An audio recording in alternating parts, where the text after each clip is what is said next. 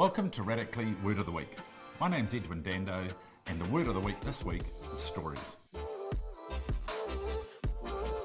We humans are story-making machines. We view the world through a series of stories we tell ourselves, often developed during childhood.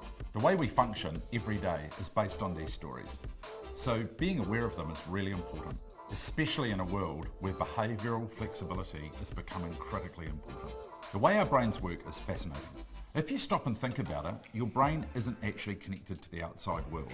It can't actually see, hear, taste, touch, and smell the world itself. It gets all of this information from a series of electrical pulses that come from our senses. So here's the interesting part.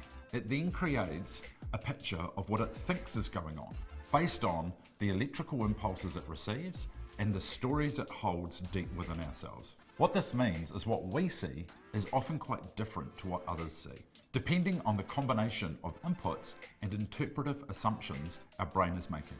And this is why we often struggle to understand other people's point of view, because it just simply doesn't make sense to us. Our reward system gives us a physiological and psychological benefit for behaving in a way that is consistent with our stories. For example, you might have a deeply held story about the importance of hard work. In the early stages of your career, this story might serve you really well as you work hard and achieve good results. When those results are recognised by others, your brain gives you a little dose of a feel-good brain chemical that reinforces the story you have of hard work. It's like a pat on the back. But sometimes our stories stop serving us well, and in fact they actually get in the way. In our example, because of your hard work and success, you now get a promotion to a new leadership role. Success in the new role is not about hard work, it's about good leadership. You try to change your habits to focus less on doing the work, but more on leading. But your story about hard work is now misaligned with the behaviours that you need to be successful in the new role. Your reward system is no longer giving you any benefits either. So you find yourself slipping back to what you've always done, doing the hard work and getting good feedback for it. This is a major contributor to why people get stuck. They really want to change, but their deeply held reward system and the stories they view the world through are holding them back. To move on, you don't need to abandon your old stories. All you need to do is add new stories that will help you achieve the behaviour you're looking for. This is the growth mindset in action, and it's also called behavioural flexibility, something that's vital for a rapidly changing world. Understanding your own stories is a really useful first step in understanding why you do the things that you do. Here are 5 practical tips of what you can do to get underway with understanding your own stories. Number 1, take some time to reflect on the stories that you tell yourself. For example, imagine you are driving in the traffic and someone pulls in front of you. Do you look and say, oh, that's typical, it always happens to me? Or do you smile to yourself and say, gosh, that person must be in a hurry, I hope they're okay.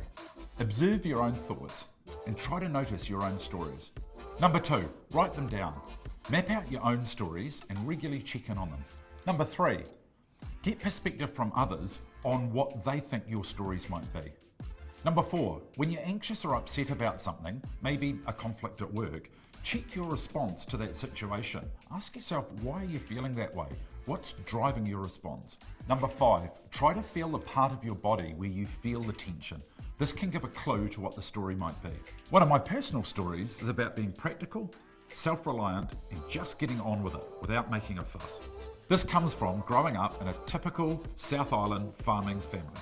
This story has served me well for most of my life, but sometimes it gets in the way by me taking on too much and not spending enough time helping others.